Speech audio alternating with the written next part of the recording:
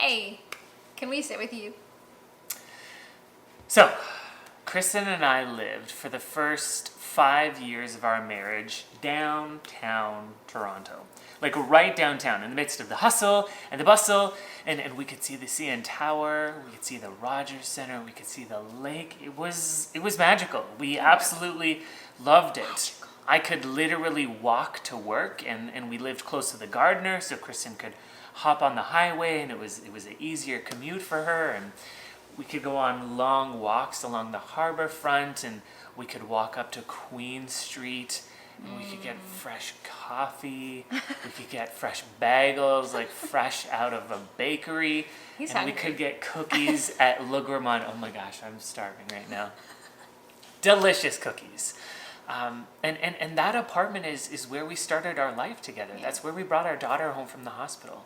But after 5 years, our daughter, she grew bigger, and our apartment got smaller and smaller and smaller. And as we wanted to expand our family, we needed more space. Yeah. But the reality is, in the time that we lived there, the market had skyrocketed to the extent that we couldn't afford more space in the city anymore.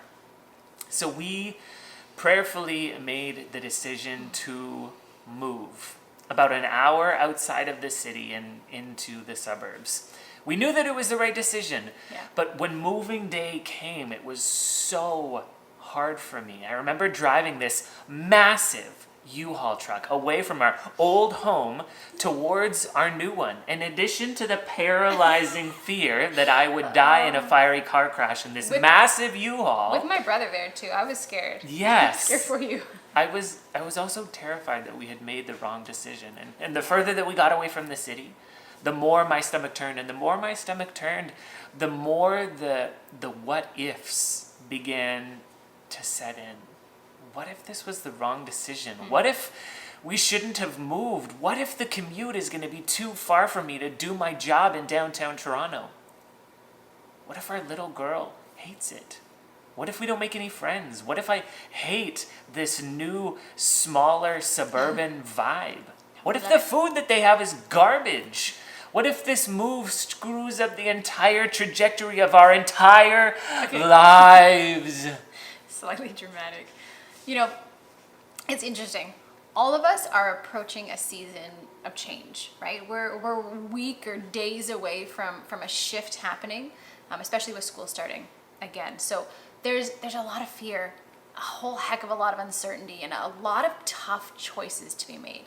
We found ourselves asking what if questions when deciding about our daughter's education. What ifs related to our jobs, and what ifs related to just day-to-day social interactions, right?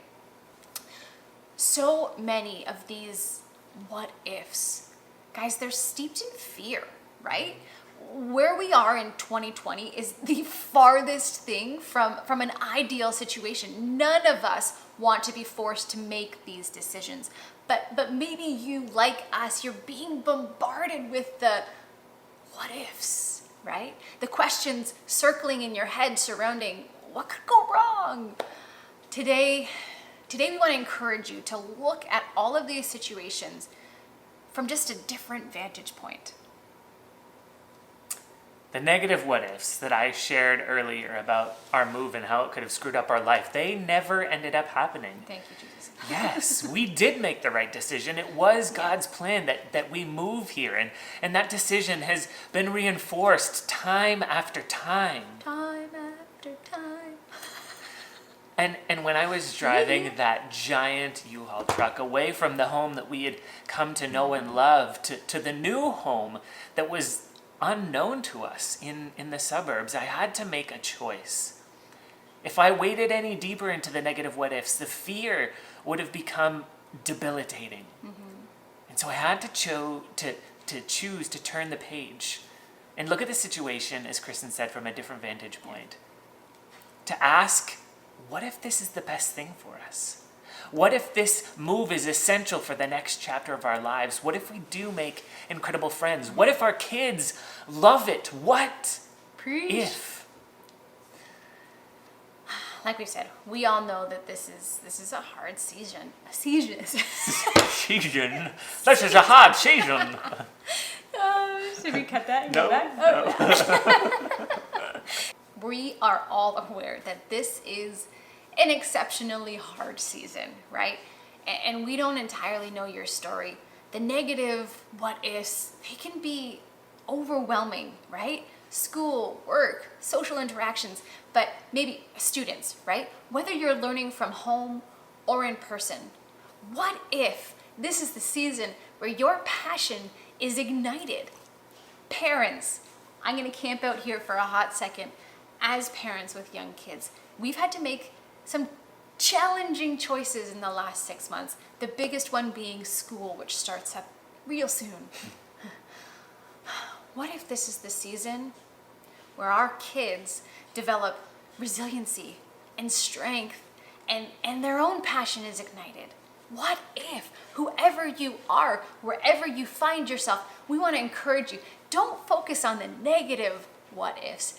Instead, let's dive into the possibility of beauty rather than pain, joy rather than sorrow, adventure instead of boredom. What if this fall, it's not a pause, but a launching pad? What if, oh, it gets me excited. The next few months hold a crucial step in the unfolding of your life's story. Tomorrow is coming, one way or another. So let's walk into it with a sense of expectancy. And as we walk together, let us remind you, you belong here. We love you guys. Love you guys.